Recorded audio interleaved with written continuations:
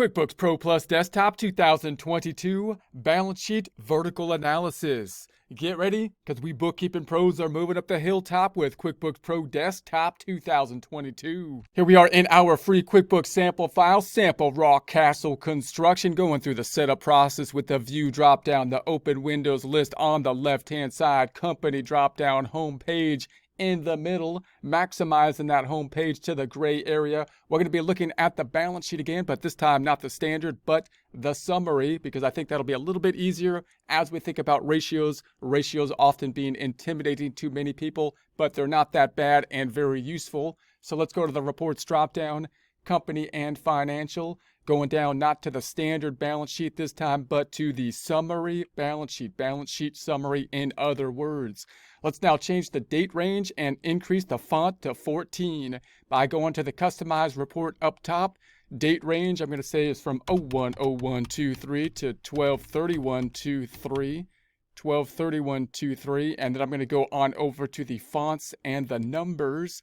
Going to increase the font, change the font for font's sake to 14, and then we're going to say okay, yes, and okay. So there we have it. Closing the icon on the left-hand side. So now what we would like to do is have some comparisons then and a percentage. And what we can imagine this would be useful for is if we were benchmarking, say, to another company, a larger company than us that has bigger dollar amounts, but we would like to practice what their procedures are. You can think about this as a similar way or in a similar fashion if you were to compare your personal portfolio in terms of your holdings compared to another individual, like a wealthy individual, like a Warren Buffett or something like that. Obviously, you can't compare your dollar amounts, but you can see what kind of percentages he's looking at, and then you can use those same kind of percentages in what you are doing. This is a vertical analysis because we're going to be comparing to the totals as opposed to a horizontal analysis, which typically compares over time, which is more what we did in a prior presentation, comparing two different time zones or times, and then the difference or change between them. So let's go up to do this. We're just going to go up to the customized reports, easy to do, in the display area, and then we're going to go down to the percent of column. All we have to do is check that off, percent of column. We're going to say okay, and it puts this percentage columns on the right hand side. So it's a percent of the total column, so we're comparing everything on the balance sheet. In other words, if you look at the assets side, it's comparing everything to the total assets. On the liability side, it's comparing everything to the total liabilities. So in other words, if I was to take, say, the checking account, all the accounts that are adding up in essence to the checking accounts, which could include multiple accounts that are grouped together in the summary here, we would be taking then the 54601.29 divided by the total down here, 635,033.93. That, if I move the decimal 2 places over, gives us that 8.5%. If I did the same thing, say, for the fixed assets down here, fixed assets, and we were to say, all right, I'm taking that 433,218.31 divided by the total 635,033.93, we're going to get, if I move the decimal 2 places over, about 68.2%. This is useful because if we compare this to other companies in the same industry, for example, this is a construction type of company. If I was to compare it to another company, most likely a larger company, whose practices I'm trying to keep because I want to get larger. I'm looking up to them to try to see what they're doing so that I can mirror it and hopefully increase my profit margins. Then I can't compare the dollar amounts because they're going to have more dollar amounts than we do. But we could try to say, hey, look, how much of their assets are actually invested in the fixed assets? And if we're in an area such as construction or something like that, it's quite possible that we need a large amount of our money invested in like machinery and equipment, because that's the thing that's going to drive the revenue in the future. So the balancing line there will often be, I want to put as much money into the fixed assets as I can in order to, one, be able to utilize it, having it useful so that I can generate revenue on it, and two, so that enough that I don't run into problems with a cash flow. In other words, if I go too high and I don't have enough liquid assets in terms of cash, I could run into a cash flow problem due to the fact that all the money is in property and equipment. So those are the kind of things that you can kind of compare. And it's a similar process as if we were an individual investor and we're saying, how much should I put in stocks versus bonds versus, the real estate and whatnot. and I was trying to compare that to, say, a Warren Buffett or something, and say this guy's really smart, he's got his portfolio, but I want to benchmark to this person, but they have way more money than me. We can at least get some idea of what their balancing is if we can get an idea of the ratios. Note these ratios, very important to kind of be able to analyze different types of things. They're going to be used in financial reporting, not so much in just the bookkeeping, because the bookkeeping is just us generating the financial statements. But in terms of trying to use it to predict into the future, or even to compare performances between different departments or different companies, we got to start using these ratios. It's kind of unavoidable. And you can see it anytime you're trying to compare job performance or something like that, which most clearly is when we're trying to compare the job performance of, say, athletes, and everybody kind of has an idea of doing that. And obviously we have to use ratios in order to kind of figure out and compare, is this person as good as the other person? Well, we got to break down the ratio. This person had, say, more at bats than the other person. Do they get on base more often? How often do they get on base? Well, we have to look at the percentages. If you pull that to an industry like teaching or something like that, then you have to start to think about, well, how big are their class sizes when you're comparing to absent ratios and this kind of thing. So you basically have to use these ratios, even though they're not a perfect tool. There's just one tool that needs to be used. So it's useful to get an idea of them. And then that makes you better at basically kind of doing this kind of judgments, because you can kind of see where the ratios can go offline or be misused when people lie with ratios. People lie with words all the time, but we're pretty good with words, so we can start to detect the lie with words. People can lie with ratios too. We're not so good at detecting them. It's not the ratio's fault, just like it's not the word's fault. It's just that we're not so good at being able to kind of work with ratios typically. But in any case, so that's going to be that. Now we could then do our standard kind of customization over here. I could say, let's go to the customize up top and just get in the habit of our standard customization.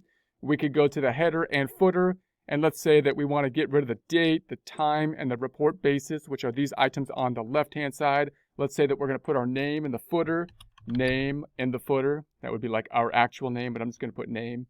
And then we could go to the fonts and numbers, and let's say that we want to get rid of the pennies possibly, and then make the negative number parentheses, and then make them red as well, just for our standard kind of formatting. I'm going to try to do that most of the time. I might forget sometimes, but just to practice the formatting. And we could change that. This changes over here. We got the pennies have now been removed, and there we have it. Now, if we like this format and we're going to use this report a lot, then we might want to memorize this report, which we'll talk about how to do more in a future presentation, so we don't have to do that formatting so much. We can also change the name up top, by the way. Customize, we might want to say this is like a header and footer. It's not a summary balance sheet, and we could say vertical analysis or something like that, which I'll probably misspell, vertical analysis. Something like that. Hopefully I didn't misspell it, but I might have. If I did, then that's okay. It's not a spelling course. This isn't a spelling course. And then we're going to go down here, and then we could say that we could do the same thing for the liabilities.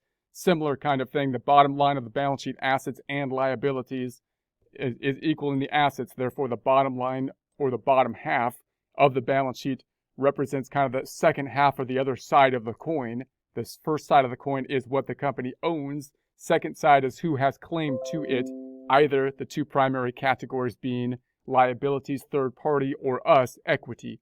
So you could compare then like the equity compared to the liabilities and equity, which would be the 214,591 divided by 635,034, and that's 0.337, about 34%.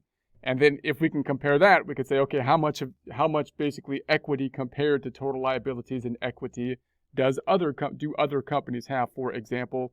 And then we can compare our short-term and our long-term comparisons as well. That could also be relevant in terms of thinking about, can we pay off, our current liabilities, and those kind of questions. So those ratios become quite important for the analysis. Again, possibly not so much for the creation or simply the bookkeeping process, but when you're trying to analyze it and use it for decision making.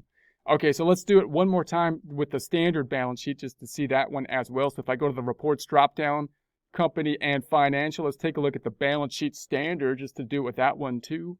Balance sheet standard. We'll do the same thing. Let's go to the customized reports up top. Let's go to the fonts and the numbers, changing the font to 14 for font's sake, because I want to see the font for font's sake. Okay. Yes. And let's do that first just to see it. So that worked. And then we'll go to the customized report again. And then let's change the dates. Let's make this from 01/01/23 to 12/31/23. And so we have that. So I'll say, and then I'm going to add the percent of columns right-hand side. And there we have it. So now we just got a little bit more detail. Notice it's still comparing not to these little subtotals here, but it's comparing to the total assets on down below. So now I can get more specific and say, what's my cash checking account position?